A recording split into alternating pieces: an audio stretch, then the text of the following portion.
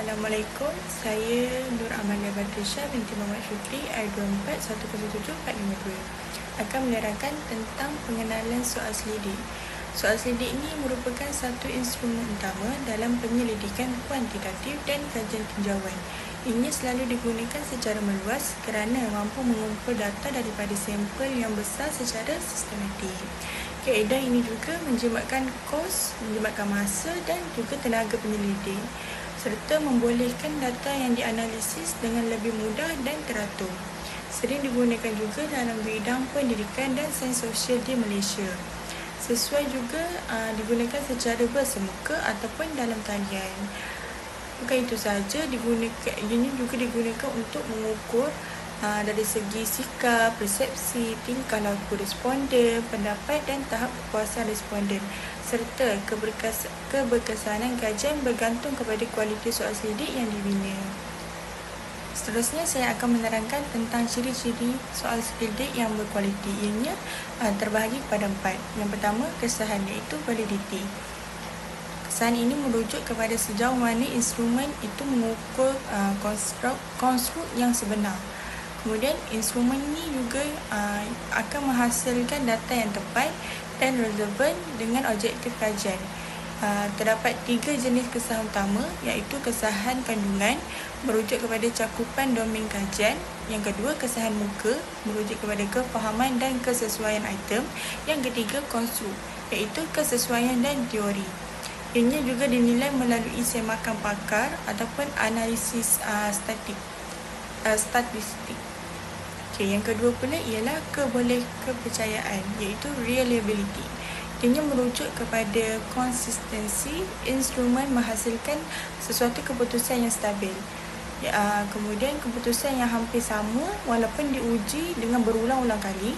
Kaedah penilaian ini akan dites melalui tes retest, konsistensi dalaman ataupun nilai Cron-Page alpha lebih daripada 0.70 yang dianggap sesuatu yang memuaskan. Ciri yang ketiga pula ialah kejelasan dan ketepatan soalan. Ianya merujuk kepada soalan yang perlu jelas, ringkas dan mudah difahami supaya dapat mengelakkan daripada ayat yang panjang dan istilah teknikal tanpa penjelasan.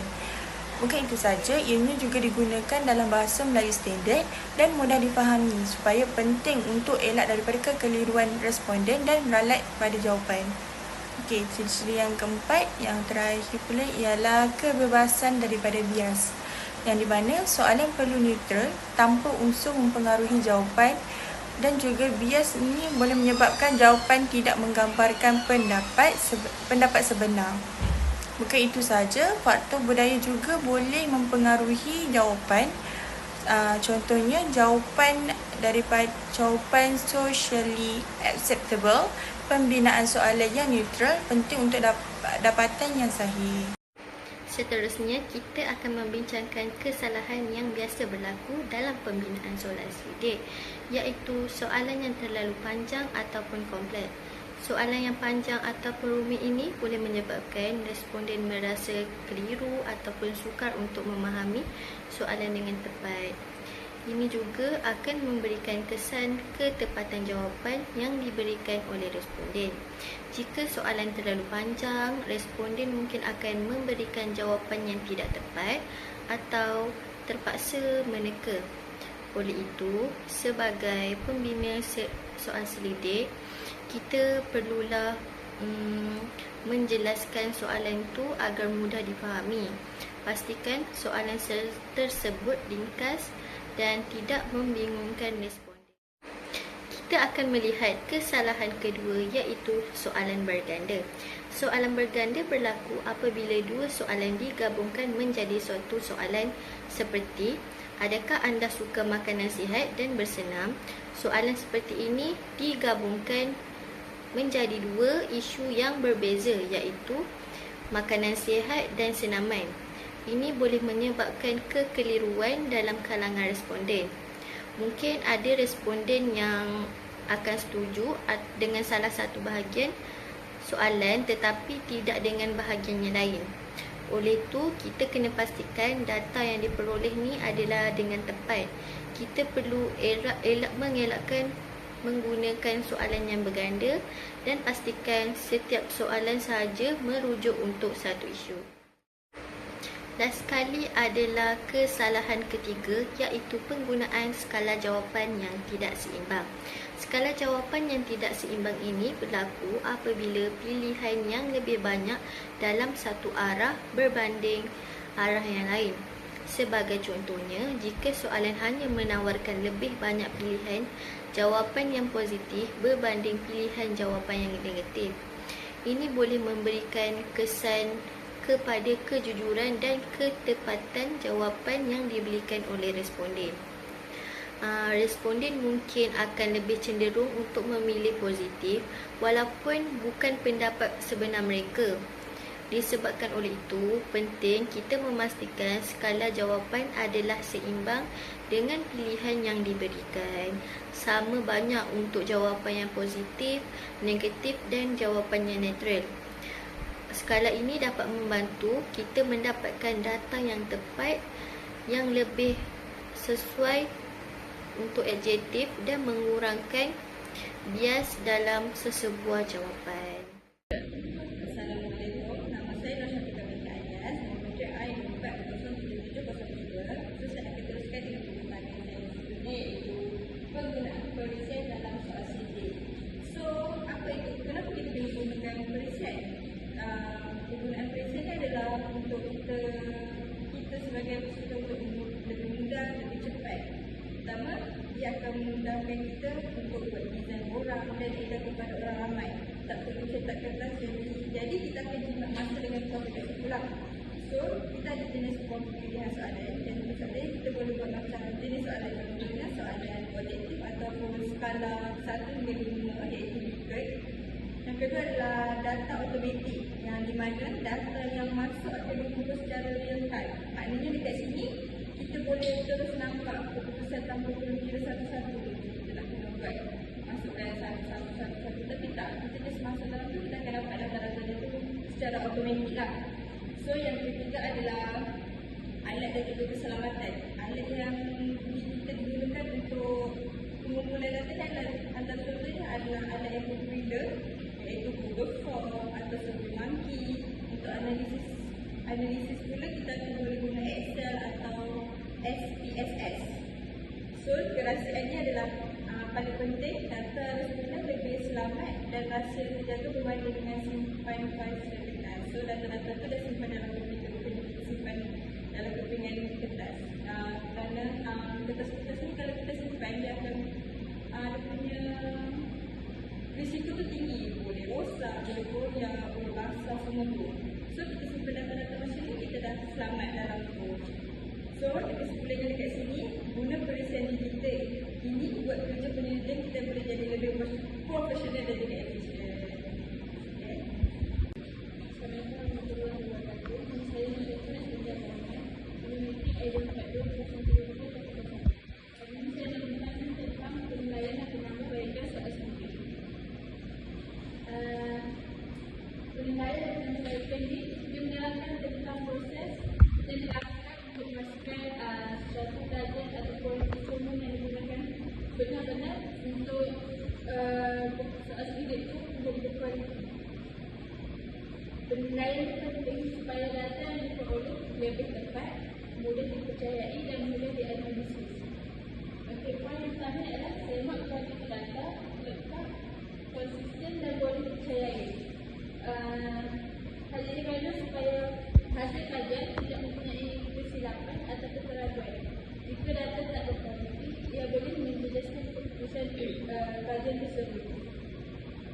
Poin yang kedua pula ialah kita perlu mengenali isu jawapan tidak lengkap ataupun pola luar biasa.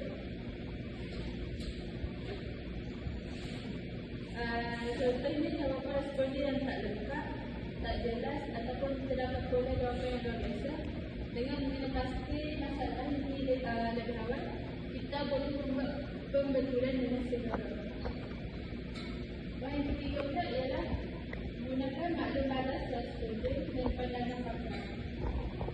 Ini juga sangat penting. komen yang diberikan boleh bantu kita untuk memperbetulkan lagi soal selidi tersebut. Ia juga boleh menjadi instrumen yang lebih sesuai, mudah dipahami dan efektif untuk digunakan. Poin yang keempat adalah laksanakan penambahbaikan secara berterusan. Proses penambahbaikan perlu dilaksanakan secara berterusan dan bukan hanya sekali sahaja.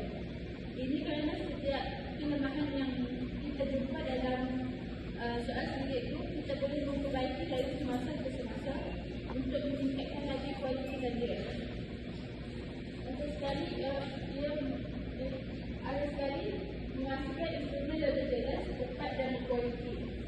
Ini supaya dapat responden dapat memahami setiap soalan dengan baik.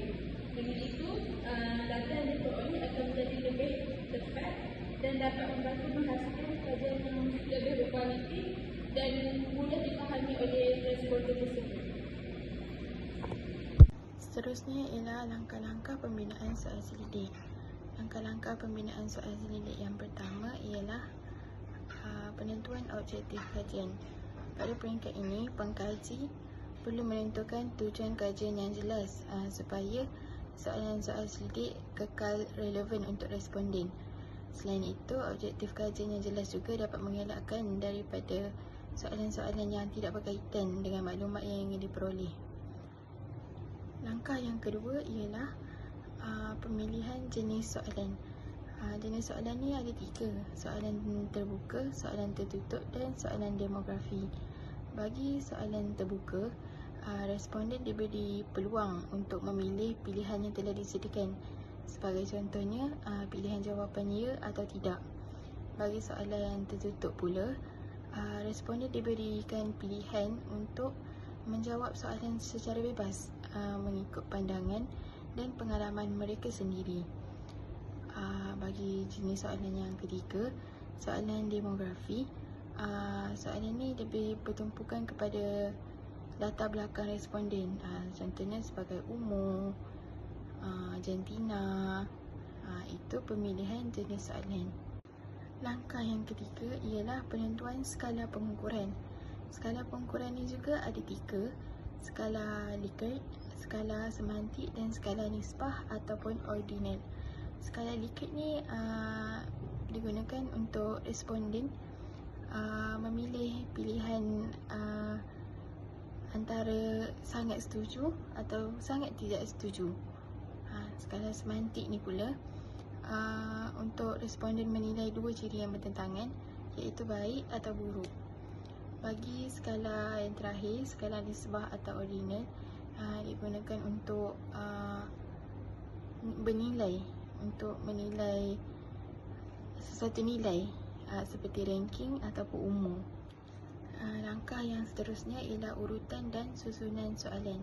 Urutan dan susunan soalan soal selidik ni perlulah dilakukan secara teratur agar responden tidak keliru dan tidak berasa tak selesa semasa menjawab soal selidik itu. Penyusunan soalan perlulah berkait. Contoh dalam soalan 1 perlu berkait dengan soalan 2. Soalan 2 perlu berkait dengan soalan 3. Penyusunan tu harus dilakukan secara teratur supaya responden rasa yakin untuk menjawab soal selidik tu. Seterusnya ialah soalan pra-ujian. Pengkaji haruslah melakukan ujian rintis sebelum mengedarkan borang soal selidik tu kepada responden.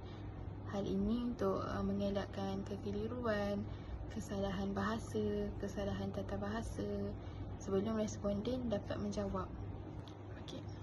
Langkah yang terakhir ialah etika dan privasi.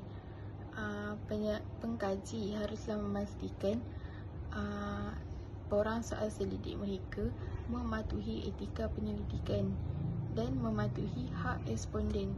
Data-data dan kerahsiaan responden yang dijawab dalam borang soal selidik itu haruslah kekal dirahsiakan. Kesimpulannya, pembinaan soal selidik yang berkualiti dapat memastikan sesuatu kajian itu berjalan dengan lancar dan berkesan. Soal selidik yang berkualiti juga dapat membantu untuk mengumpul maklumat yang tepat dan juga dapat memudahkan proses pengumpulan data. Soal selidik yang berkualiti juga dapat memastikan kajian ni dapat memenuhi objektif utama dan juga kekal relevan untuk sasaran yang dipilih. Terima kasih.